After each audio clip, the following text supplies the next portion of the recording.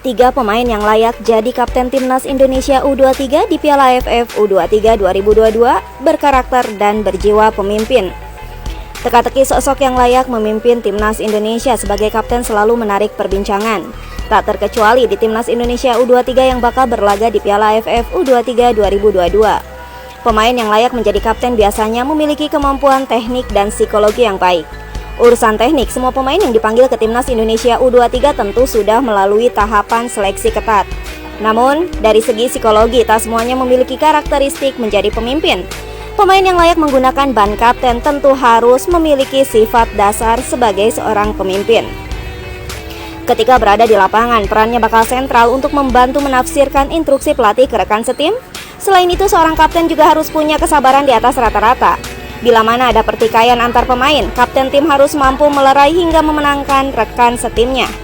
Kapten juga harus mampu melindungi rekan setimnya sebagai jembatan dengan wasit bila ada pelanggaran yang memicu keluarnya kartu kuning dan merah. Apalagi timnas Indonesia memikul beban yang cukup berat pada Piala AFF U23 2022. Sebagai juara bertahan, timnas merah putih diharapkan bisa mempertahankan gelar pada ajang nanti.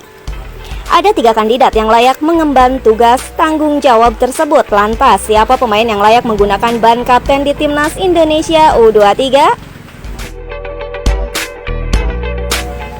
Kandidat pertama ada Pratama Arhan. Pratama Arhan bisa diberi kepercayaan sebagai kapten timnas Indonesia U23.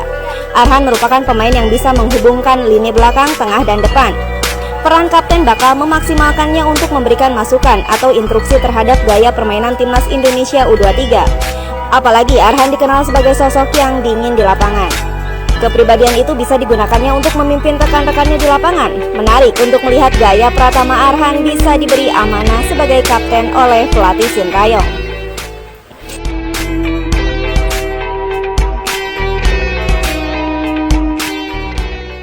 Kandidat yang kedua yaitu Rizky Ridho.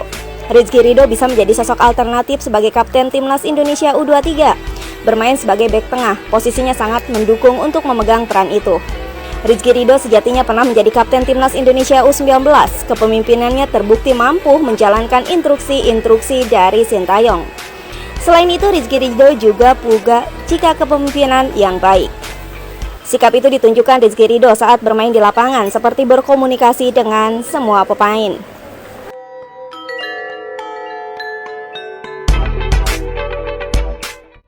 Dan kandidat yang ketiga yaitu Rahmat Irianto.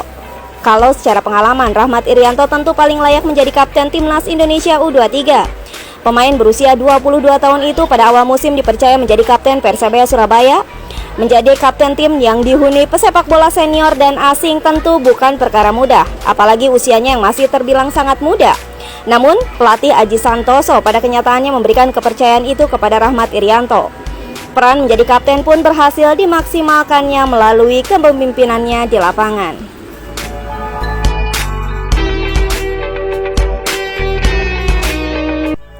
Tim papan atas berburu trofi juara BRI Liga 1. Tim mana saja yang sukses? Persaingan antar tim dalam pemburuan trofi juara BRI Liga 1 musim ini mulai mengerucut pada pekan ke-22.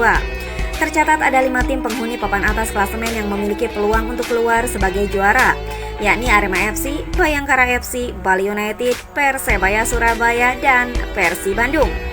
Arema bertengker di posisi puncak dengan perolehan poin 47. Sementara tim Maung Bandung yang baru tampil dalam 21 laga mengkoleksi 43 poin dan berada di posisi kelima klasemen BRI Liga 1.